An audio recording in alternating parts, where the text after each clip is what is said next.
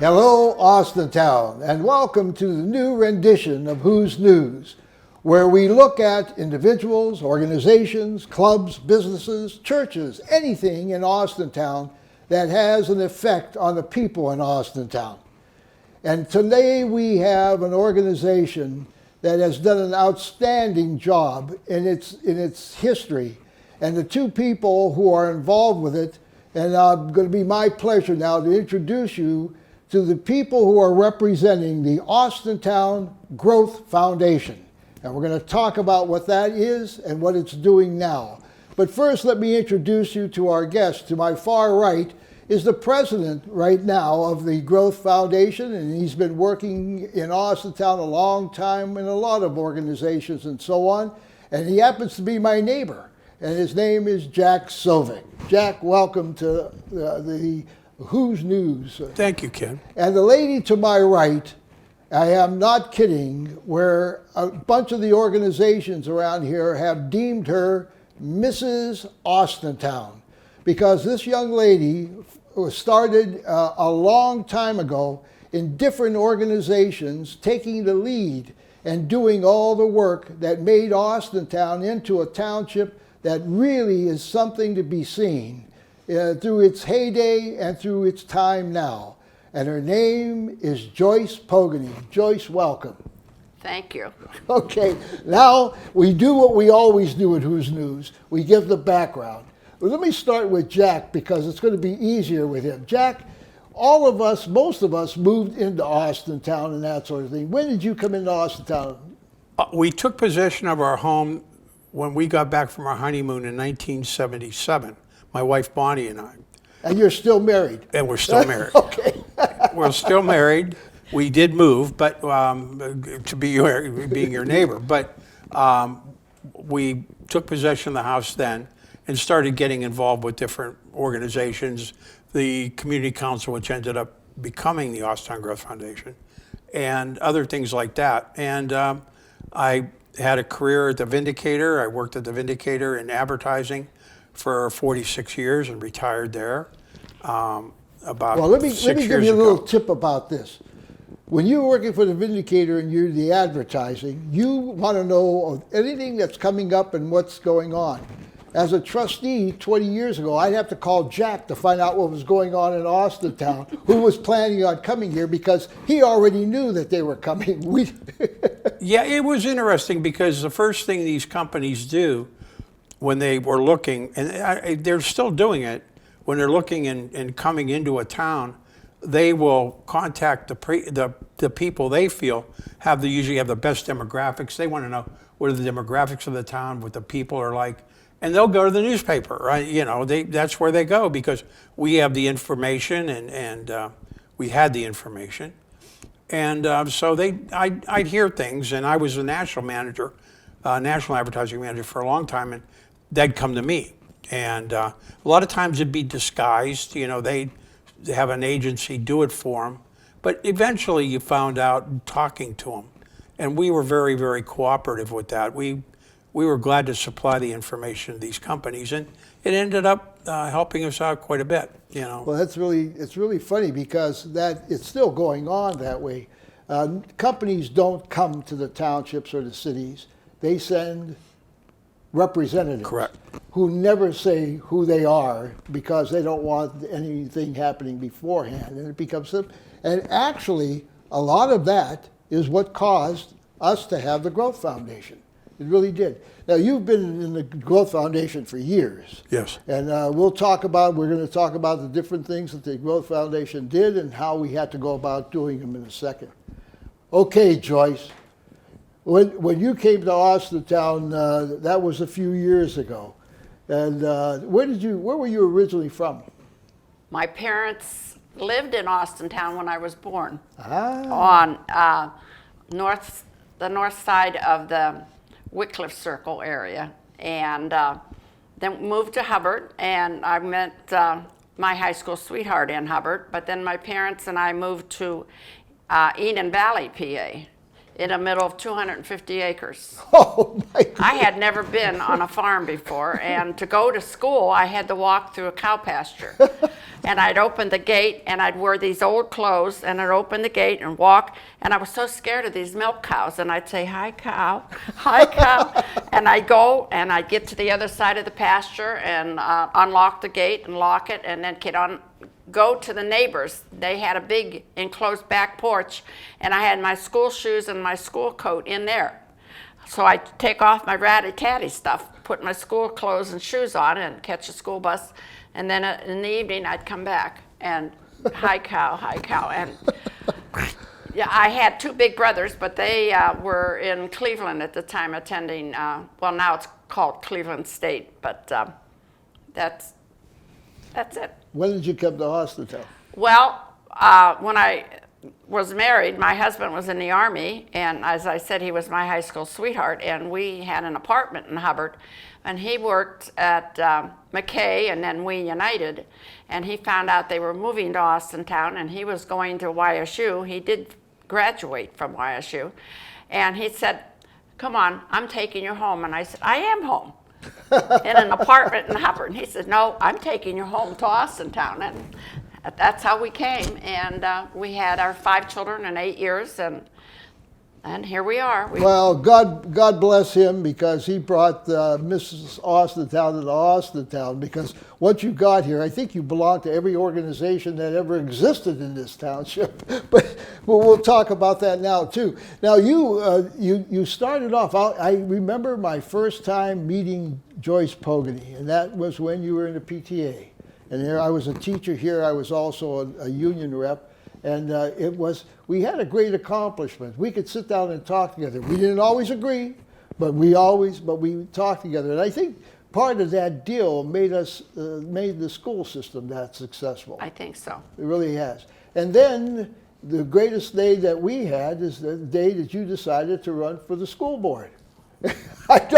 Let me tell you something. I've been a politician, I've been a state rep, and this and that, I'm the township trustee and so on.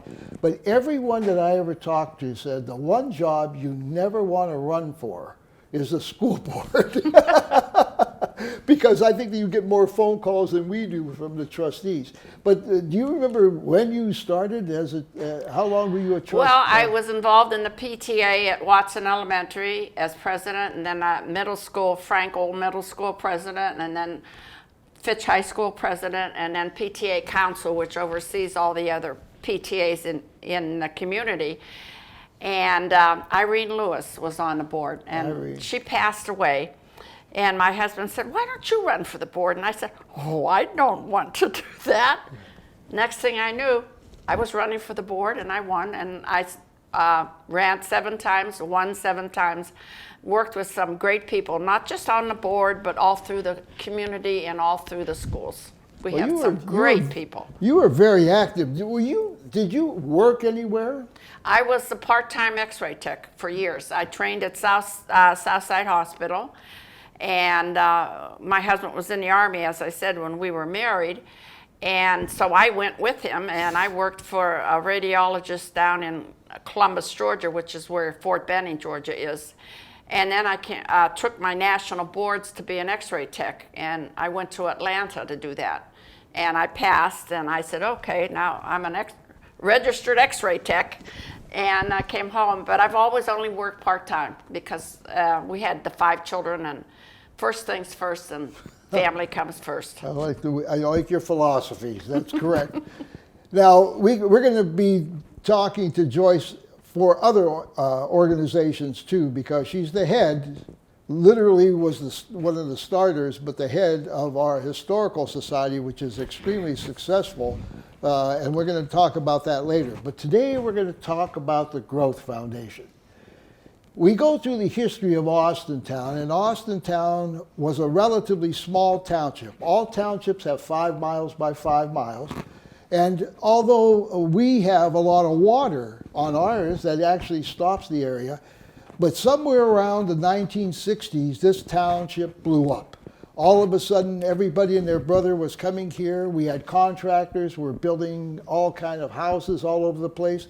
The irony about that was that it became a residential area where we really should have been more of a commercial area because we are so close to everything here. But Austintown blew up, and all of a sudden the school, when I first came here in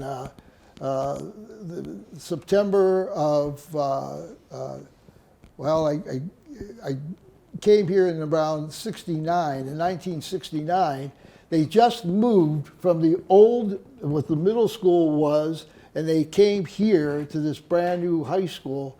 And the thing is that all I can remember, we were talking about this, by the time we got into the 80s, you had almost 700 kids in every class. I mean, we were huge, just absolutely huge. But the problem existed in many cases because we didn't have a lot of jobs within Austintown. The finance of the township and the schools weren't being helped by taxes through businesses. They were all personal. But let's talk just a little bit about the Austintown trustees and the Austintown Board of Education. In the early 60s and so on, they didn't exactly talk to each other too much, did No. they? It was sort of like, Each one, elected officials, each have a different, and even today, we talk about this all the time. If somebody calls me, even though I was a teacher here for the longest time, if someone asks me something about the school board, I says, I can't talk for the school board. The school board are elected officials, therefore you talk to them. But the situation got to the point where all of a sudden, because of you and because of some of the other people like Mike Antonoff who knew these people, the new superintendents and so on, they decided that something has to be done about trying to promote Austintown. And that was the big thing, to promote Austintown. So you had open meetings initially with other people before even the Growth Foundation name came out.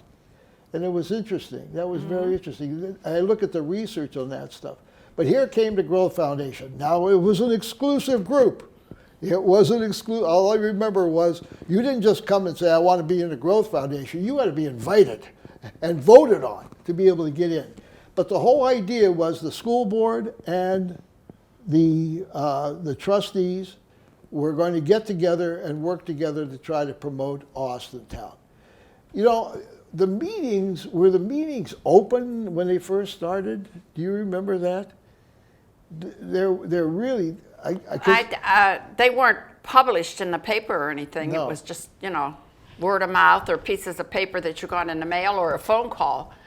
And I don't really think it was open because people probably didn't know about it.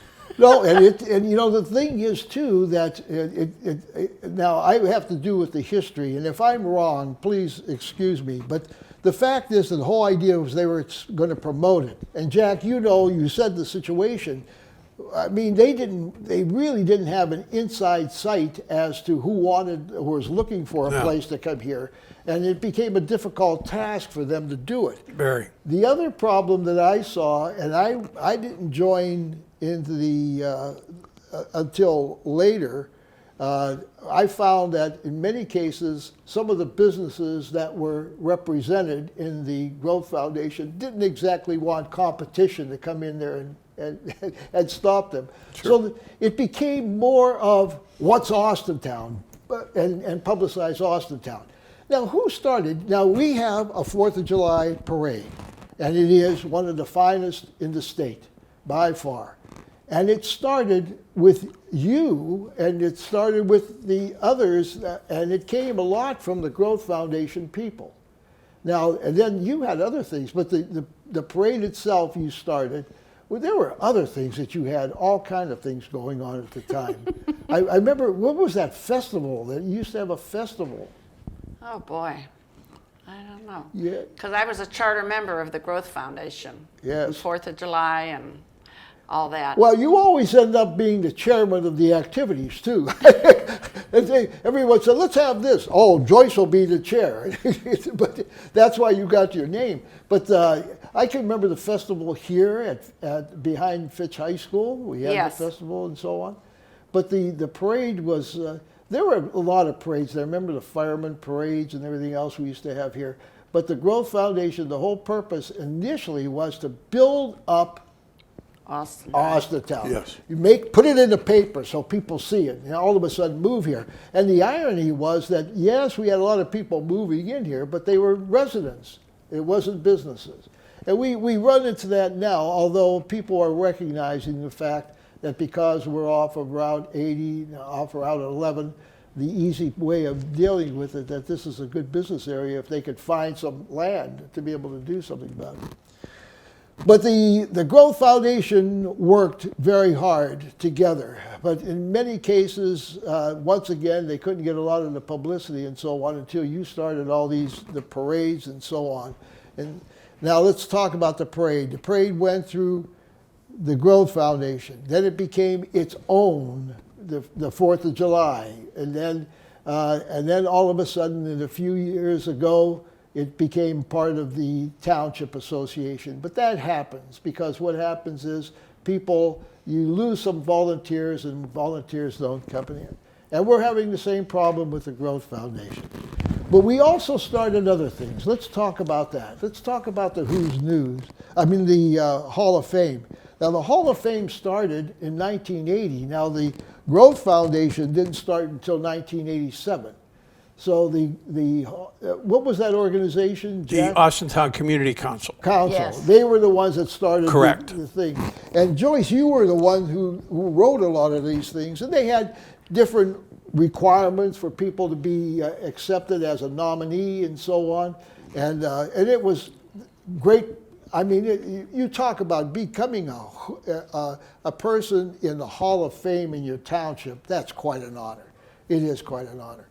But we started it, and it started through the Growth Foundation, and it got to the Growth Foundation when the other organizations stopped. And we're still doing it today. We are still doing it today.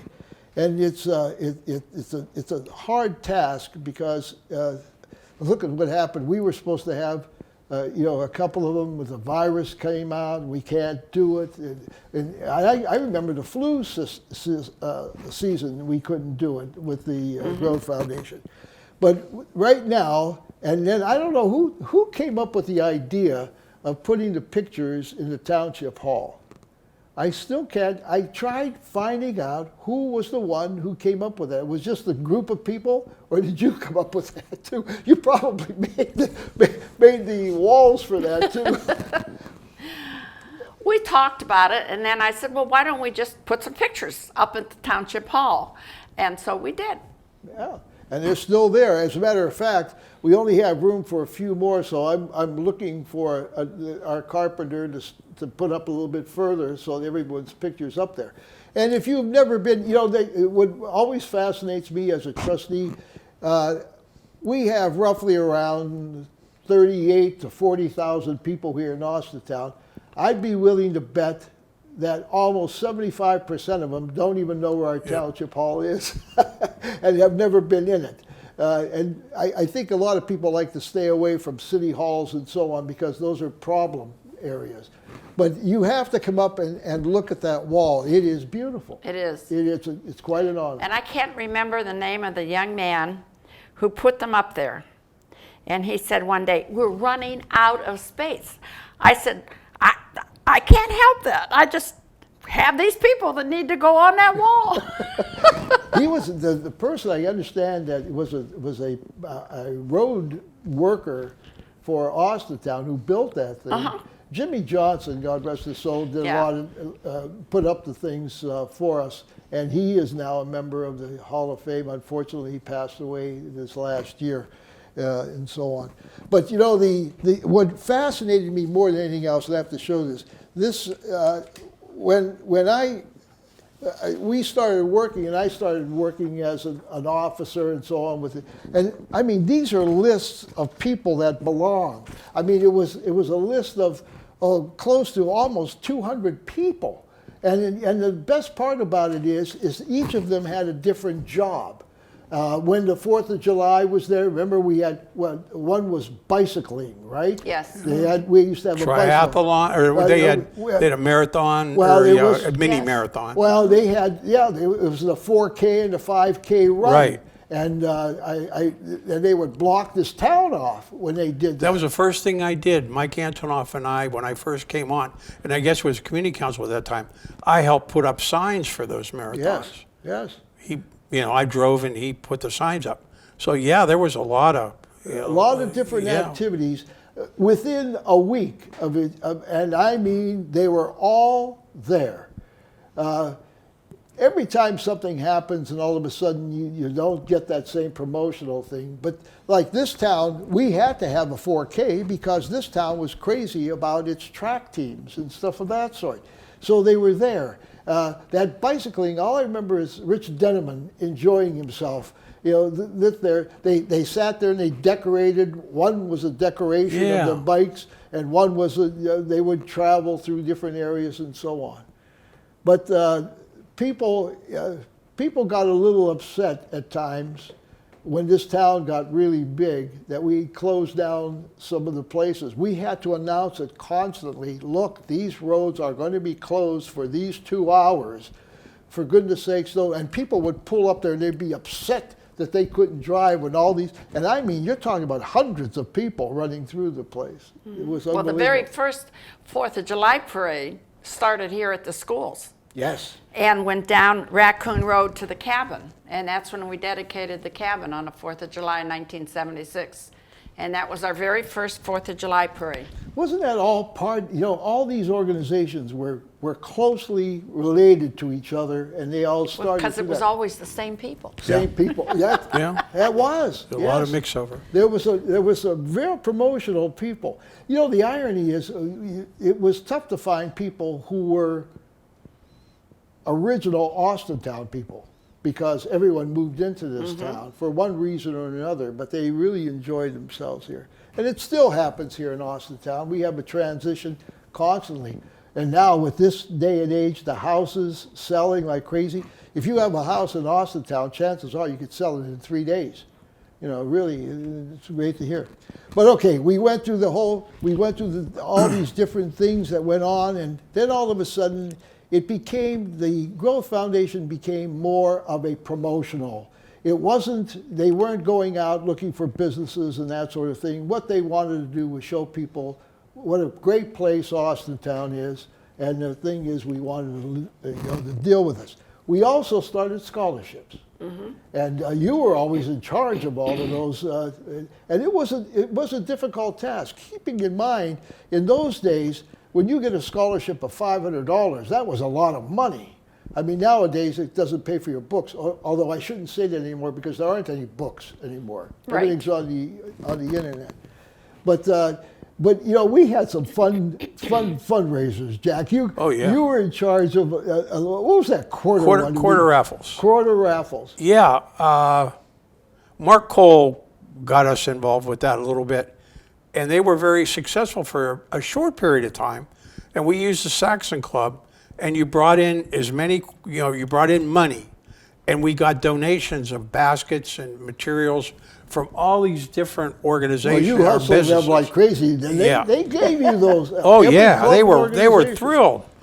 And you bid with quarters, and you could win something for 75 cents, and you had 8 people ate at a table, and they throw quarters into a bucket, and some things were 3/4 bid, some were not, and so everybody's name, everybody who bought a ticket, then you threw your ticket into the bucket, and they draw with a bingo thing those numbers, and whoever won it won that thing. When you came in, we would have 50-50 drawings and stuff like that. But the idea was you got a paddle. You pay for a paddle. And you could buy like 5-6 paddles if you want to.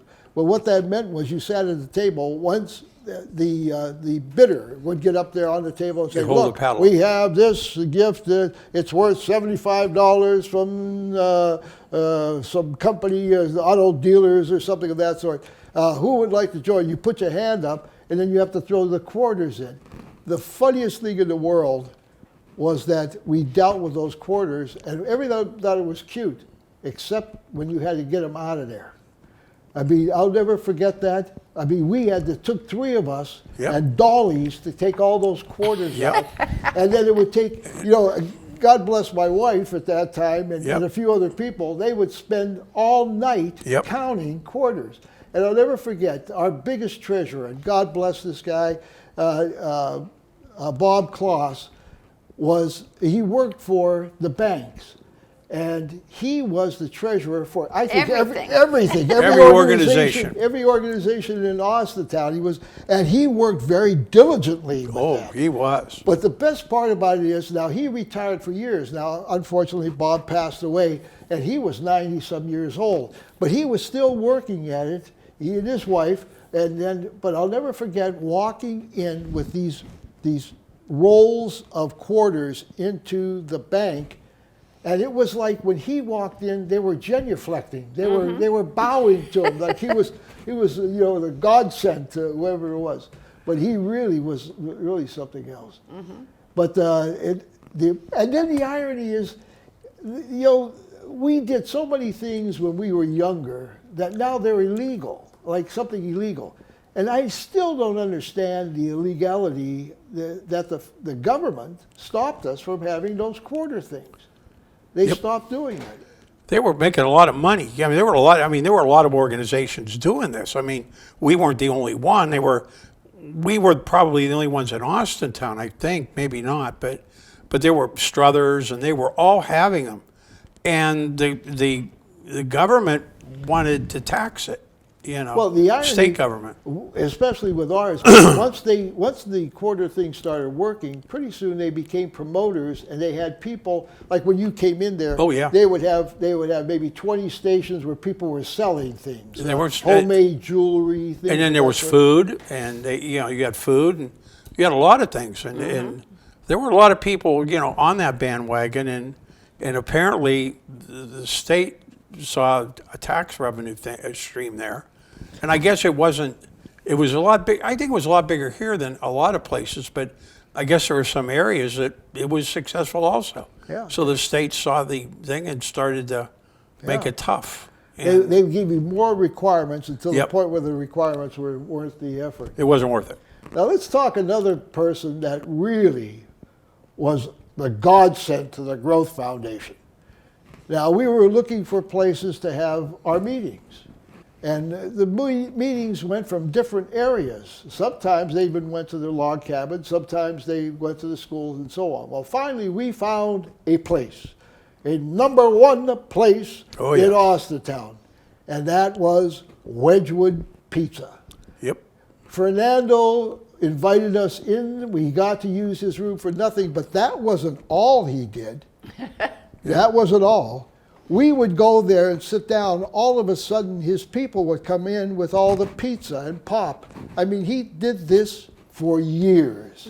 Oh, yeah. Every one of our monthly meetings. Even when we met at the media center here, he'd bring pop and pizza. He'd bring it in. The man was he was a great supporter and a great supporter of us, and he still is. He still is. But the funniest part is, when we did the Hall of Fame, when his name came up, you talk about an absolute, immediate, unanimous choice. Oh, yeah.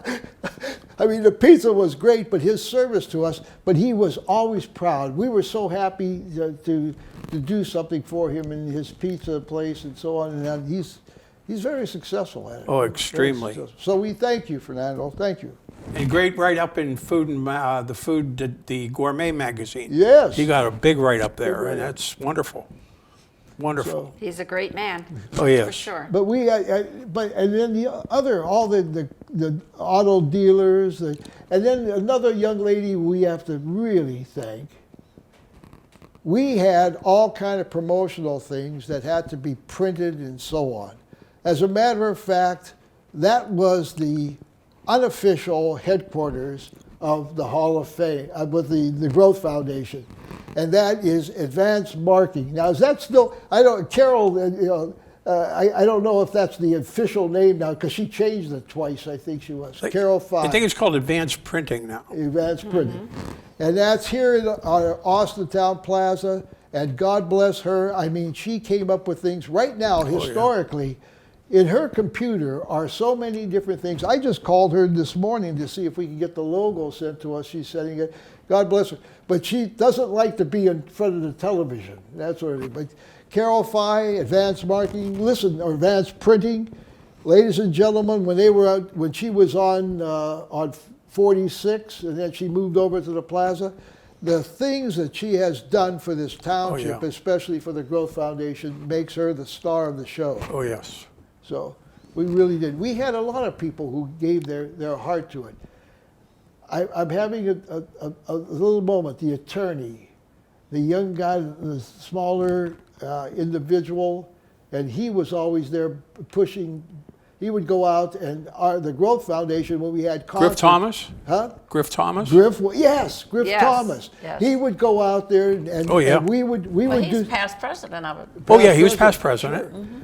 Because we were always promoting Austintown, anything that was good that was going on in Austintown, we would volunteer to work.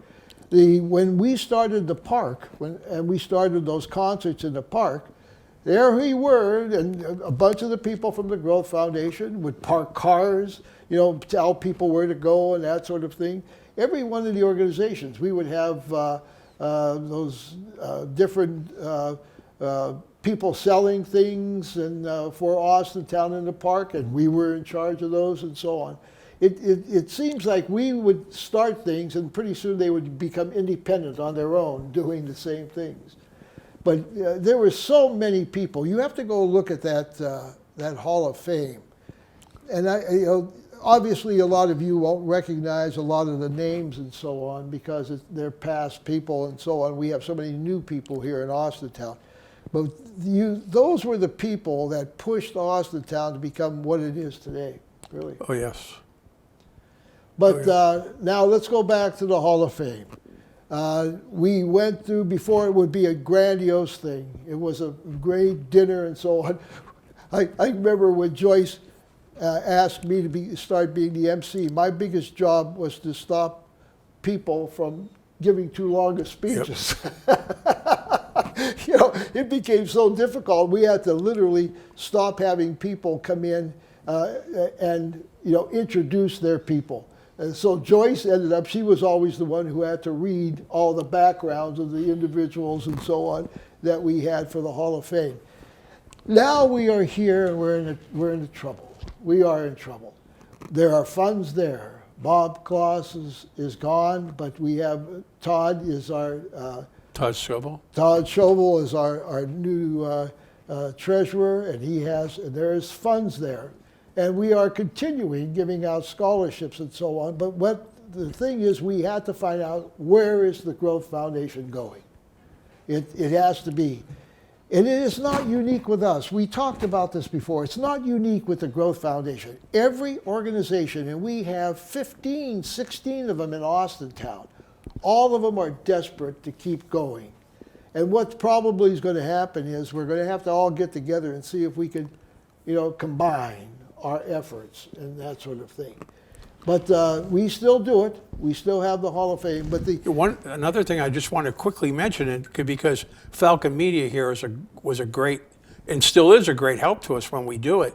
And it's a candidates forums that we do here. Yes. And you graciously and Gina and everybody here at this organization, we do candidates night, which was a spin-off of Night at the Candidates, which was a show, and we thought we'd control this and have the candidates come in here and give 5 minutes. And the Falcon Media graciously said, yep, let's do it. And they helped us a lot. And that's another one of our programs. I forgot about that. It was the Growth Foundation that started that. Yes. I mean, they invited all those people who are running for anything that the people in Austintown were voting for. Except the dog warden. Except the dog warden. That's true. And I mean, shame on me. But you'd get up there and you'd get a chance to talk, and then they would have questions to ask you. And that was even before the media came out. And once the media was there, it was great because of the publicity situation. But what happened once again, the only people that were showing up were the people who were there backing individuals. Correct. So it was the media, it was Austintown at that time, the good old Austintown Township, our school TV, who would take the pictures and put it on for everyone so that you could look at the candidates. And they could do this. They would come here and they would give speeches. First we interviewed them, then they started just giving speeches. And we still do that at this point. But it was something else in those days that the Growth Foundation always instituted the situation and someone else took it over. Mm-hmm. Someone else took it over. But here we are now. We are still going to hold the Hall of Fame. I could say at the last meeting we have 8 people who are very strong workers for the Growth Foundation. There are others that come if we promote it more and that sort of thing, but it's 8 individuals that do it. And we are looking for other areas. Joyce, you have the same. How's the Historical Society? Are you having problems there? No, actually, now we haven't had a meeting since this pandemic set in, but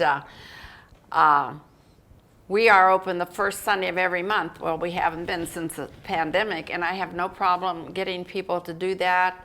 And they're wonderful people that are surrounding the Historical Society. And we have one of the most monthly meetings, yes, either at the cabin, the Austin Log Cabin, or the Strockstone House. And we have 2 big fundraisers a year. They're called teas, and very seldom do we get a man in it, but the ladies come all dolled up and dressed, and we give them fancy cookies and little sandwiches and things, and we do that in the spring and before the Christmas. We call it the holiday tea, but we haven't even had those. Yep. But well, don't give up too much, because you're coming back to talk about the Historical Society. Well, but you know what? I love one of the greatest things in the world, the most dramatic, the most wonderful things is the sunrise ceremony on the 4th of July. Oh. That is so wonderful. That is really great. And we're going to talk about that some other time. But you don't.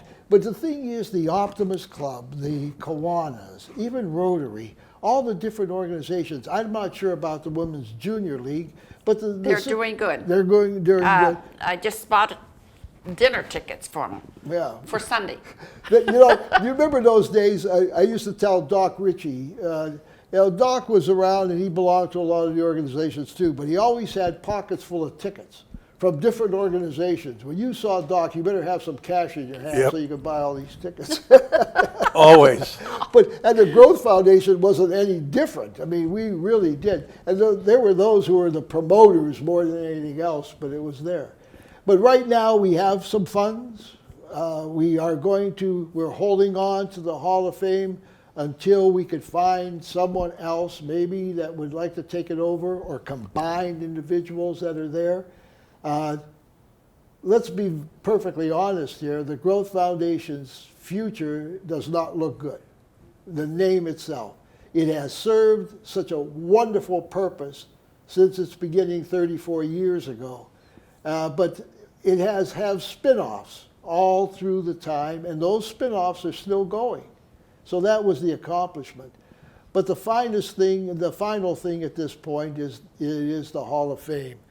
And I remember, Joyce, we talked about it before, but we're looking for people who have gone way overboard to do what the Growth Foundation wanted, and that was to promote Austintown. In their success, no matter whether it was business, social, academic, any of the situations, those people who have been successful. This is a veterans town. It's a big veterans town, and we have a lot of push with the veterans and that sort of thing. But the thing is that there are different Hall of Fames, like we have Athletic Hall of Fame, we have different things. But this Hall of Fame dictates for those who have promoted or have successfully done something to enhance Austintown. And we are looking for people involved there. We probably will get this going. And you're looking at 3 of the 5 people who are going to select the Hall of Fame members. But we'll send out the notification to people who, if they want to nominate someone. understand that the nomination has to be that they have to tell us what they did and so on. And it's terrible because, you know, in this day and age, if someone doesn't get in, they get upset. Just the fact that you get nominated is a success. Yes. We've seen that with so many people. It is a success. But we'll be asking people to nominate and so on. So what do you think, Jack? Do you think we should sit down with other organizations, see if we have a togetherness? And there was one other thing. Yeah, oh, absolutely. We'd be more than willing to, and to talk to other organizations. Another thing we did, and this was under Fred Owens, President Fred Owens' tenure, was that 2020 that was study. something, yes. We did a study with Ball State University of what Austintown was going to be in the year 2020, and it was a great study. It gave a lot of reflection, and some of the things happened, and some of them didn't, naturally. But that was another thing that we were involved in. But the point is, let's keep it going. Yes, you know, we'd be willing to talk to other organizations and discuss with them where to go and what to do. I still have all those 2020 books and so on. do I. The biggest thing that 2020, we have the biggest problem in the world in Austintown, and that's Route 46. Okay, initially that was supposed to be into 6 lanes, then 4 lanes and 5 lanes, and now it's only in different areas. And we just found out a few months ago that they have that route, Mahoning Avenue and 46 corridor, is the most used corridor in Mahoning County. It has taken over from 224 and Market Street. There are more people. Now, all you have to do is come to Austintown at 7:30 in the morning or 4 o'clock at night. 4 in the afternoon. Yep. And right now, prepare yourself, ladies and gentlemen, because the same company that is going to do Mahoning Avenue is now doing Austintown paving. But wait till you see what's going to happen. You're going to be patient on Mahoning Avenue because those people are still going to be coming there, and they're going to pave it all the way from Youngstown to North Jackson. And so there's going to be a lot of hustling going on there.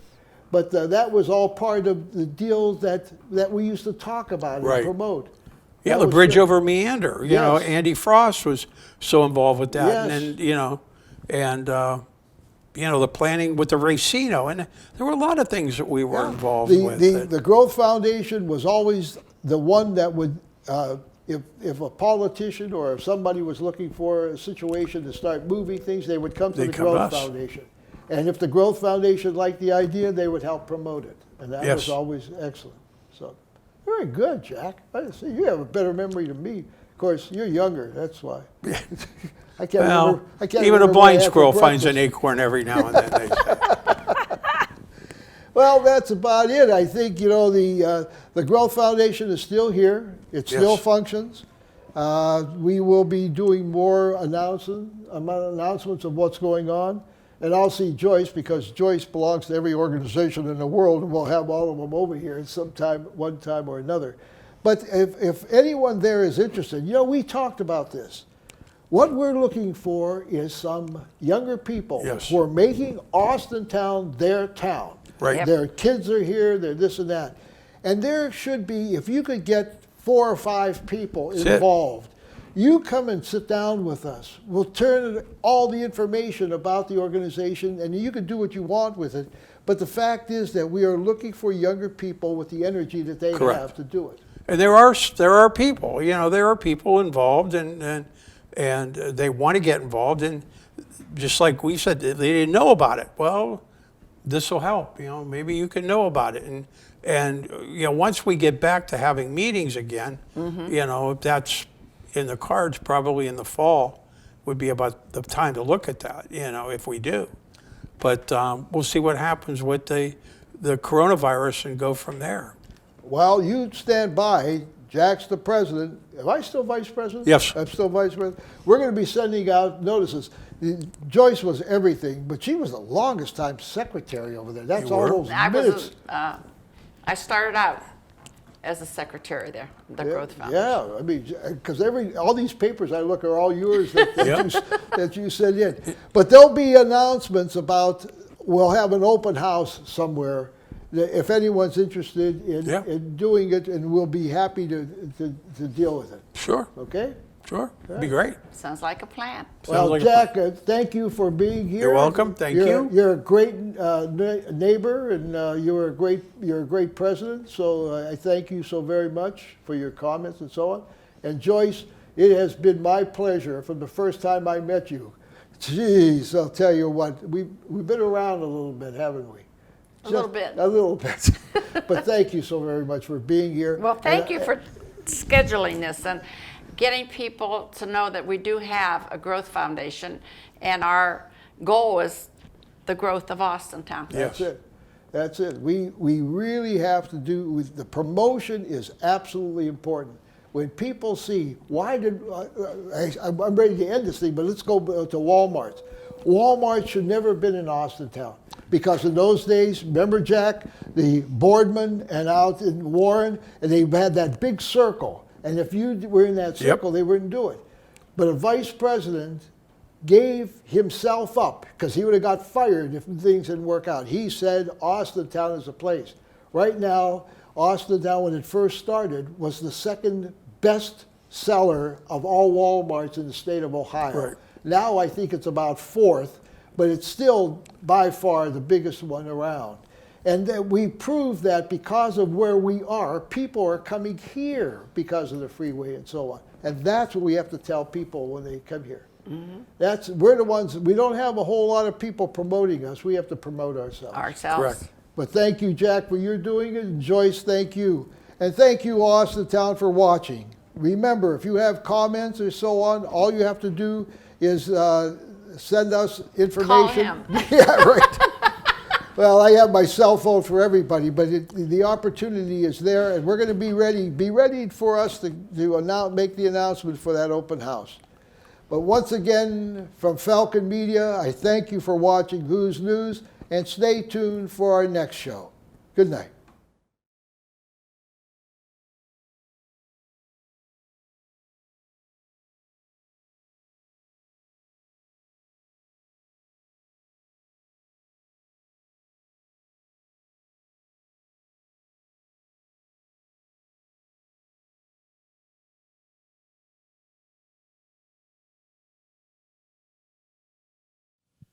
In association with Austintown Local Schools and Austintown Township.